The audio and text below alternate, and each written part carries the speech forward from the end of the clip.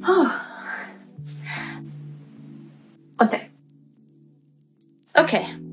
Hey, sunshine. It is a terrible day outside. There's a blizzard this morning when I was walking to the gym, but it's still snowing. This is ridiculous. Welcome to Canada. An excellent day for tea. I've got some jasmine tea here. A gift from a friend of mine. So good. So, hi, hello. A couple days ago, I posted on some of my social media platforms asking you guys if you had any questions for me. Do you feel really far away? I feel like you're really far away. Do you want to just, let's hang out, let's cozy up, you know? It's cold outside. Okay. I just felt like, okay, so let's do this. I'm gonna look down here because I have my laptop with the questions on it here. First off, I'm going to answer questions from Instagram, which if you're not following me on Instagram, I mean, why not? What do you have to lose? It's a lot of more of my personal life, a lot of shameless selfies, and I announce my videos, so it's another way to get notifications for that. So if you're interested in any of that, then go follow me on Instagram. So first up is a question from Hans Maries, who also has a channel on YouTube. I will link her below. You can go follow her. She's a friend of mine. She asks, how long have you had colored hair and what has been your favorite color? Okay, I got a few hair questions, so we're gonna get into this. I've had colored hair now for over 10 years, almost 10 years I think, of not seeing my natural color at all. I started off dyeing my hair myself, and I started off by doing dip dye, which if you don't know what that is, it's where you just dye the ends of your hair, so it kind of looks like you've dipped them into a can of paint. Huh? I don't know if that's why it's called that, that's what I assumed.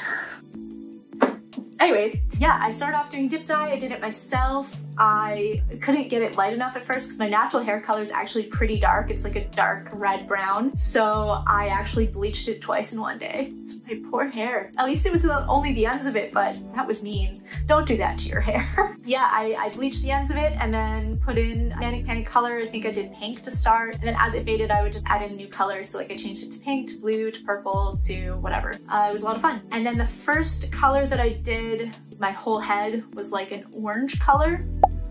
Not that you asked, but I'd say that's my least favorite color.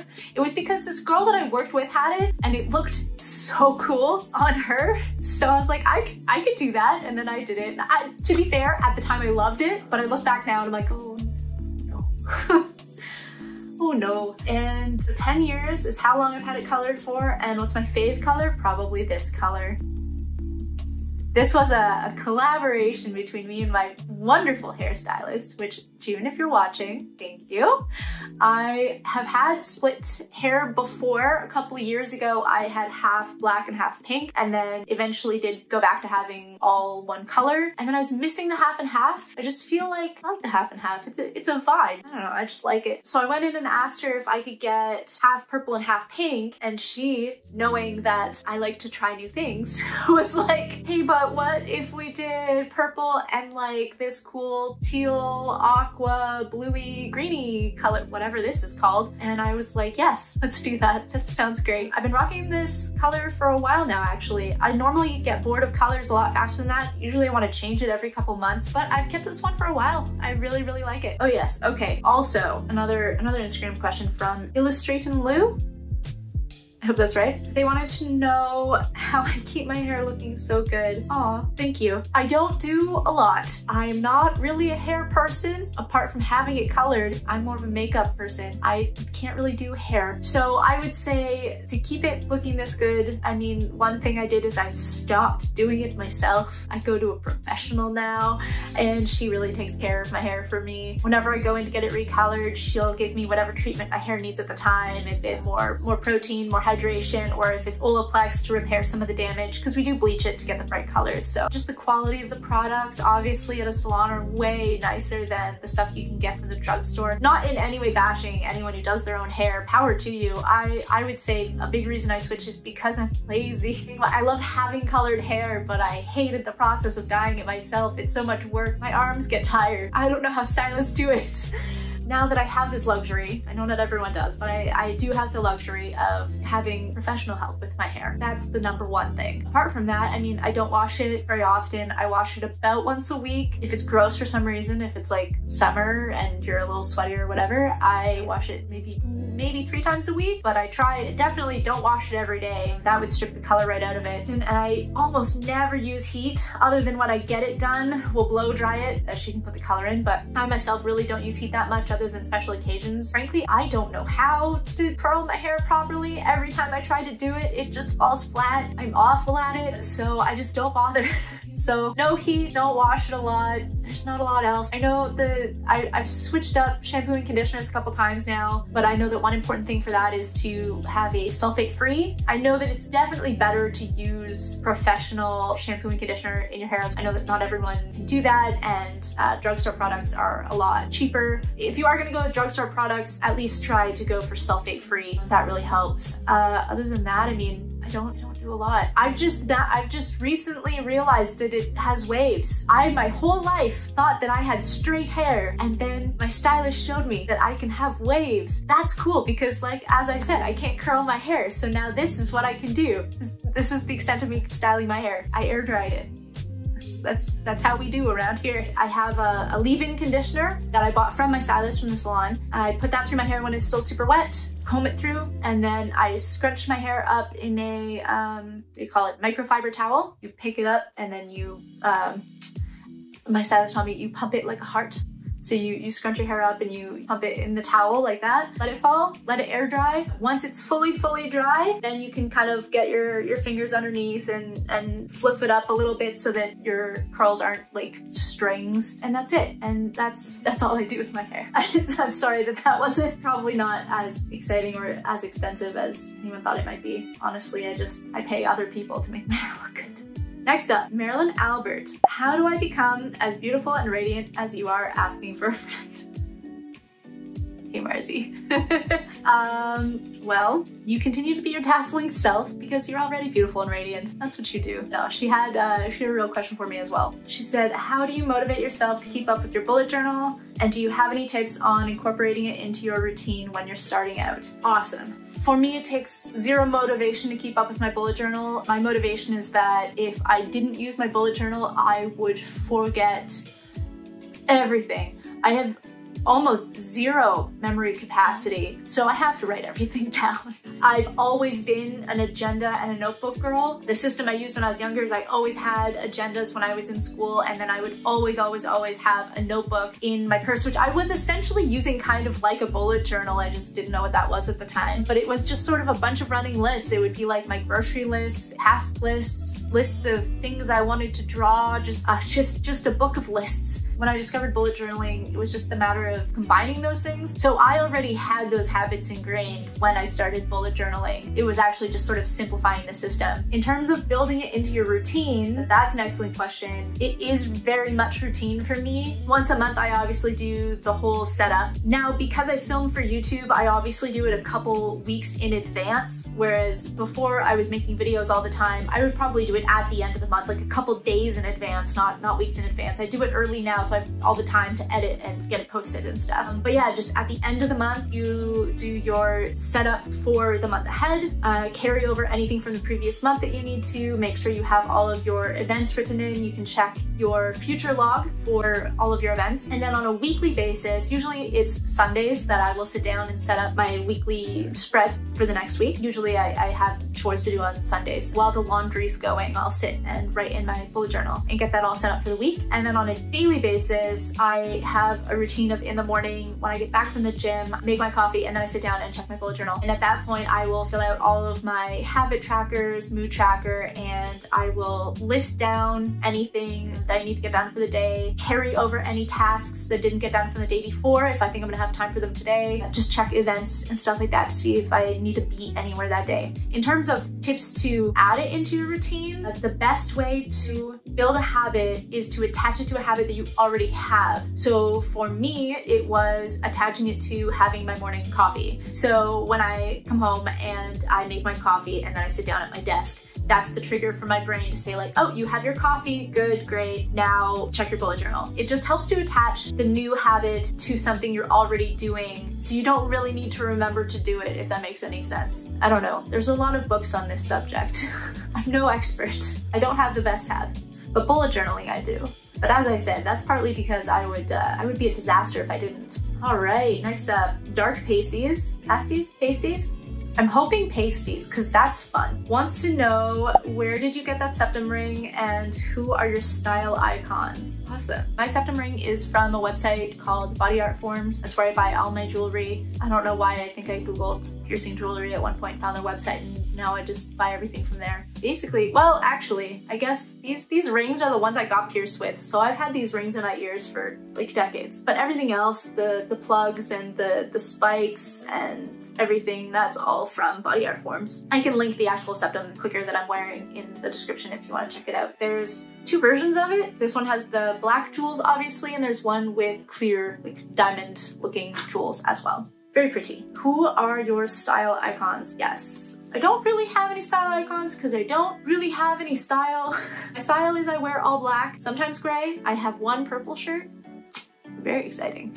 My style is I mean, like, case in point, check this out. Black t-shirts, very boring. And high-waisted black jeans. They do have this nice little like cutout in the back though, which is cute. I like these. This is actually, I think all of this is just from Aerie/American Eagle. I actually mostly shop at like preppy stores and I just find all their black clothing. I do have one online goth clothing store that I really love if I want something a little fancier, and it's restyle.pl. As for style icons, if I actually had the time and money and fashion sense to wear cooler clothing, probably Susie Sue would be a big one. I love that traditional trad goth, and there's some social media YouTubers and stuff that I really love. So there's It's Black Friday on YouTube. She has an amazing sort of trad goth style. The way she does her makeup at this point is almost iconic just to her. It's a beautiful work of art. And Adora Batbrat is another one who just has incredible makeup all the time. Love. I absolutely love all that big dark makeup. I'm just very lazy all the time, so I kind of just do my, you know, smash dark eyeshadow onto my eyelids like the true 90s girl that I am. Yeah, trad goth style is probably trad goth, punk, and I love the new goth style too. I really like the new, I don't know what you call it. I don't know things about fashion, but like the sort of Instagram witch look. Is that a thing? Instagram witch look? Love it. I love that style. It's so pretty. Y'all are so cute. Okay, yes. Mimsicle Mimi wants to know how I keep my hair so vibrant, so I kind of covered that already. Basically don't do anything to it. Stellar2190 wants to know, what's your favorite meal to make? My favorite meal to make is probably the sweet potato taquitos that I showed how to make in my Veganuary video, which I can link somewhere, whatever side that is. You haven't seen it yet. But yeah, sweet potato taquitos, absolutely delicious. Whenever I'm having like a lot of people over for board games or something like that, I like to make that because everyone loves it, regardless of their food preferences. So it's a good one. And then another thing I absolutely love to make is the cauliflower wings from Thug Kitchen. I absolutely love Thug Kitchen. I have 2 of their cookbooks now. Yeah, the cauliflower wings are amazing. You make a sriracha-based hot sauce to toss them in and bake them, and then a peanut sauce to dip them in, which is like a not like sweeter, but like not hot, at least it cuts the heat a little bit. Ugh, so delicious, really good. I do definitely use more batter than they do in the recipe though, because I like batter. Sorry, it makes it less healthy. But yes, those are my favorite things to make. Sweet Chili Heat wants to know how I got into bullet journaling. I just want to pause for 1 second and thank my lovely Patreon team for supporting me. If you'd like to see your name in the credits of every video, have your say in future videos, get free bullet journal printables and free wallpapers for your desktop and phone, then head over to my Patreon to see what perks I have available. I'll leave a link in the description below. Okay, how I got into bullet journaling. So yes, I was always an agenda kid anyways. I had that habit built in, and then I was on YouTube and found Plan With Me videos, but they were the Plan With Me videos where, I don't know if you've seen them, it's almost more like memory keeping a lot of the time rather than planning, where people put a lot of stickers into their very nice agendas. Usually like the one I saw the most often was the Erin Condren agenda, which is just gorgeous. Oh my god, that's a beautiful agenda, but so expensive. I could never justify buying buying one of those, but I love them. They're beautiful. So I loved watching these videos. And eventually I just fell down the rabbit hole of Plan With Me videos, which led me to bullet journal videos, which at first I thought was like very daunting because to me it looked like an art book. I was like, how is this like productive? How is this about organization? People are just like, it's like a sketchbook that happens to have a calendar in it. Like, eventually I got into it and it ended up helping me get back into my art because I was always an artist. For as long as I can remember, I was always drawing and painting and all that stuff. But I stopped after college and I found that having this bullet journal as my outlet helped because it took the pressure off of like making a whole piece of art. It was like, oh, I just need to like doodle in the corner. It's fine. I can do that. And then it really did help. And now, if you've seen my videos, they are a lot more artistic now, partly because it makes for more interesting videos, I think. I really enjoy doing it. It's calming and it's relaxing. And I mean, it's good to create, right? It's good to make things. So yeah, that was how I found bullet journaling, was falling into the YouTube void of watching videos forever. And I think Amanda Rach Lee was probably the first YouTuber I really got into. I mean, who hasn't seen her videos, right? She's like the queen of bullet journaling. Her videos are amazing. I love the flexibility of a bullet journal over an agenda because, you know, me being me, the type of things I would agonize over at the beginning of every year was which agenda to buy. Like, do I need the horizontal layout or do I need the vertical layout? You have to make the decision for the entire year. That's a lot of pressure in January when no one's feeling that great anyways. So the reason I like a bullet journal is because I can decide week to week, even day to day if I want to, what layout I want, how much space I need. It's fully customizable. The world's your oyster. You can make it what you want. From Facebook, my dear Jenny. Jenny would like to know, what made you want to be a YouTuber? This is actually the last question, so it's good. It's a bigger one. What made me want to be a YouTuber? I love YouTube. I am an avid YouTube watcher. That's why I'd say a lot of the time, if ever I can, I like to recommend other channels too, because I watch a lot of YouTube. I wanted to be a part of it. I felt like I love YouTube because it can be so many different things. It can be educational. I've learned a lot, like bullet journaling, you know, a lot of recipes I learned how to do my makeup. Anyone here since Michelle Phan days when she was starting her channel? Because I learned a lot from Michelle Phan. It can be educational, it can be entertaining, especially now that they have just full-on TV shows. If anyone's seen Impulse, yo, talk to me about it. That was a great show. It can be soothing. You can find things to calm down when you're feeling anxious or stressed out. It's just, you can find anything you want, and I felt like I wanted to contribute to that. I felt like I got so much value from it in my life that I wanted to be able to give back some sort of value if I could.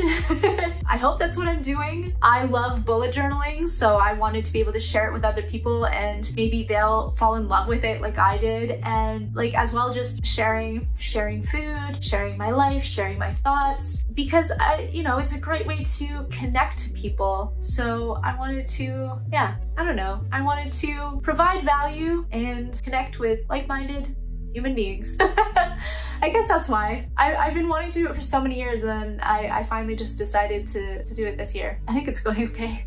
So I hope that answers your questions. I guess that's it. Thank you so much to everyone who gave me questions for my first ever Q&A. If anyone thinks of other questions they want to ask me, I mean, feel free to DM me on Instagram or leave them in the comments below. And I mean, we can do more of these. I don't mind. I like answering questions. Yeah. If you enjoyed this video, please give it a thumbs up, click subscribe, and ring the bell to get notifications. It really helps me out and helps to support the channel. And as always, thank you so much for watching. Until next time. Hang on. Your girl needs tea. I do talk a lot regularly. It is a thing that I do, but normally there's people talking back to me. It's not just me talking to a camera. So I'm like losing my voice. There's no one here to interrupt me. My partner would say that's probably my dream come true.